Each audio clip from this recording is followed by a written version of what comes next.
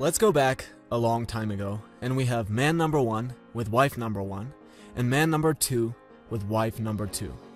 Now, man number 1 decides that he's going to cheat on his wife, and man number 2 decides that he's not going to cheat. So let's say they both have 2 kids each with their wives, but man number 1 also cheated with 3 other women and has a kid with each.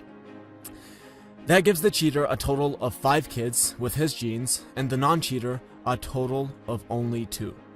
Now, let's say a few lions get hungry and attack and eat 2 kids of each of the men. The genes of man number 2, the honest non-cheater, will not survive, while the genes of man number 1, the dishonest cheater, will go on.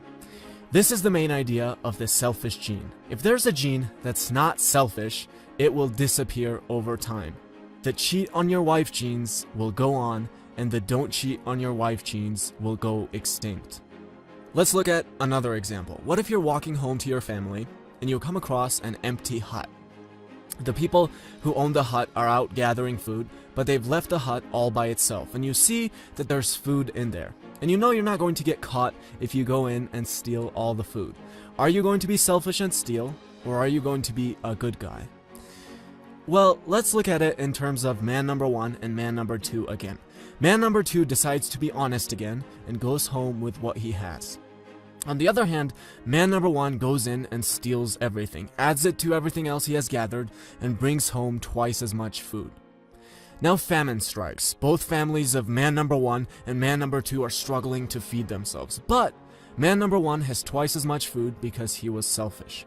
Man number 2's family ends up starving to death, and man number 1 struggles to feed his family, but they eventually survive and reproduce. Again, we end up with the selfish genes surviving while the honest genes disappear. Now you might be asking, well, what about all the nice things we do for each other? What about all those altruistic genes? So let me give you an example of that. I have 2 brothers. If someone were to take a gun and tell my mom that she had to choose between the 3 of us dying or her own death, I have almost full certainty that she would pick her own death.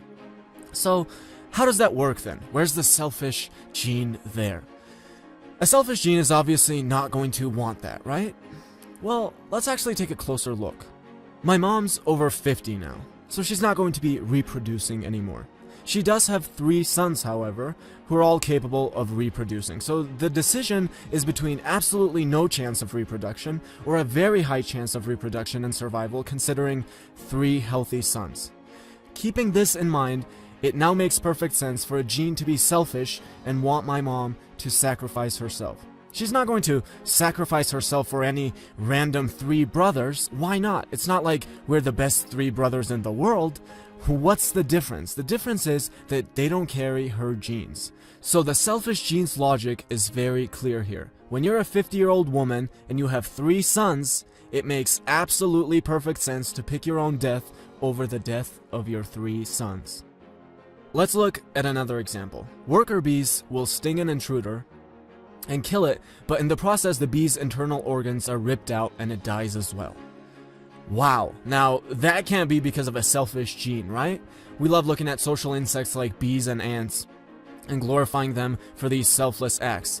But let's take a closer look at this kamikaze behavior. What you have to keep in mind is that the bee is sterile. There are 2 ways to help your genes survive. 1, to produce offspring. 2, to take care of and protect the organisms with the same genes as you.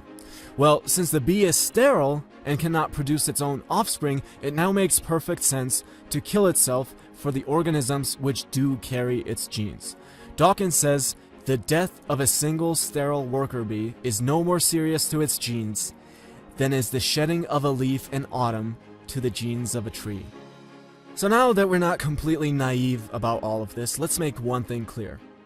Of course the gene doesn't have some little brain in it that knows what to do to survive. The primitive woman didn't have a sophisticated understanding of statistics when she decided if it was a good idea to sacrifice herself for her kids. This is all just based on what they do, but what they do turns out to be evolutionarily advantageous, and therefore, through natural selection, they survive. That's it. Alright, now, what is the conclusion for all of this? Well, that our genes are selfish, otherwise we wouldn't be here, and that we're simply vehicles for these genes to transport themselves into the future, and they have no problem throwing us away once we're no longer of use to them. And of course, this is not the happiest conclusion to arrive at, and it makes a lot of people angry. People get angry at the book and Dawkins himself. Is this what you want, Dawkins? Social Darwinism? Is that what you want?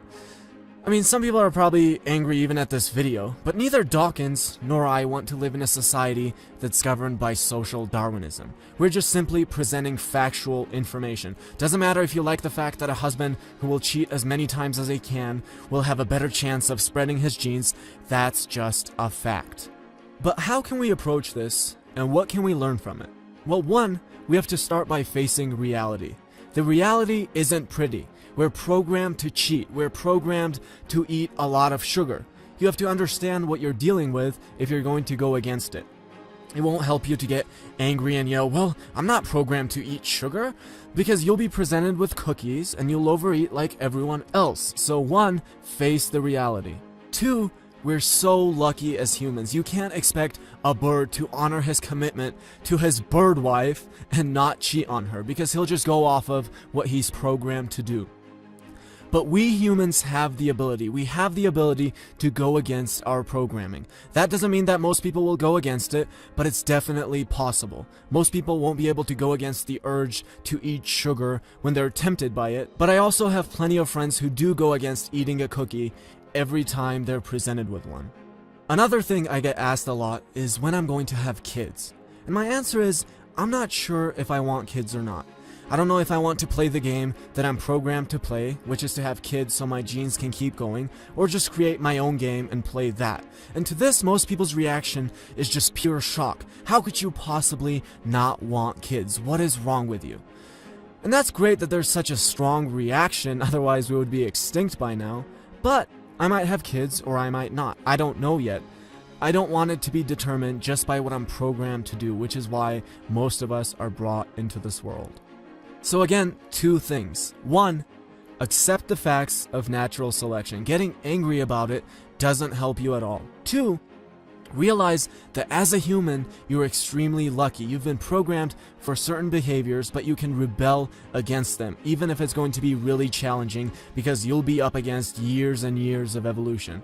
And finally, don't take this as an endorsement for being an asshole or building a family or a society around social Darwinism. It will probably make you really miserable, but yes, your genes will be very proud of you. So to quote Richard Dawkins, I am not advocating a morality based on evolution. I am saying how things have evolved. I am not saying how we humans morally ought to behave.